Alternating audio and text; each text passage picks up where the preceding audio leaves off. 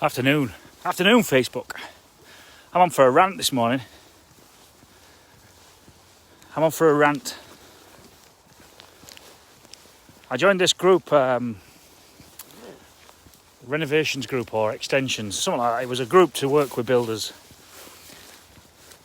on how best to work with builders. And the number of times I see the advice of make sure you get 3 quotes. Now, getting 3 quotes without a specification is an utter and complete fucking waste of time, because you're not comparing apples with apples.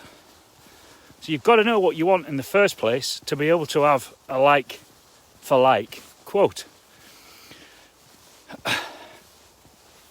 So my rant was about fucking freezing.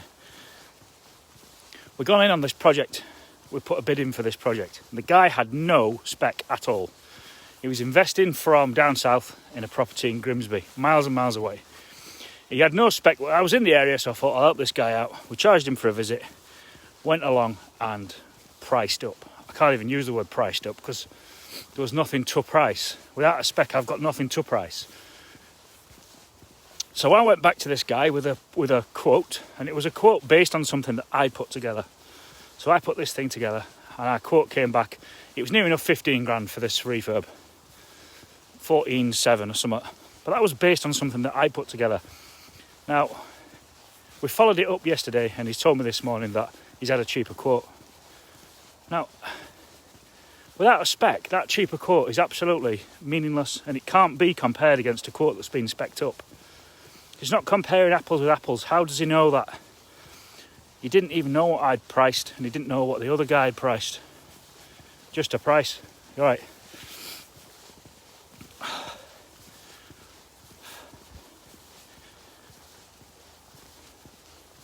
So if you're asking for 3 quotes, them 3 quotes have to be based on something. They've got to be based on a spec. Got to be based on at least a job list. I want this doing. The word refurb is no good for just pricing up work. So when you're getting these 3 quotes, they have to be comparable. You have to be comparing apples with apples. Or how can you possibly know whether one's more expensive than the other? Oh. And if you are shopping solely on price and you're basing your final decision based on price, based on that number that is at the bottom of that piece of paper that says quote on the top of it, if that's your only driving factor, you've got to have a spec in every case. But if price is your only factor, your only driver, the only thing that you're going to base your decision on, you are going to end up paying more money. I guarantee it. Every single time. I never see anybody win in that situation. Never.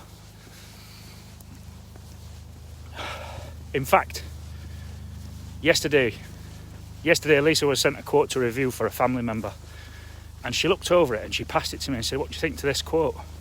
I said, "That's really cheap, to be honest. In fact, it's so cheap that I'd be a little bit concerned he can't finish it for that money." So if you're buying a job for so cheap that it can't be delivered, what is the point? You're just going to lose money in the long run. He's either not going to finish it or ask for more money, because he's not going to pay for it himself. So this particular one we was reviewing was an extension which worked back to £900 a square metre. Now I know he can't do it for that. So I'd immediately start looking at what's been excluded, where's the pitfalls, where's the opportunity for extras. They're all the things that I need to now review. That is all I had for you on this absolutely Baltic Sunday. It is Sunday. See you later.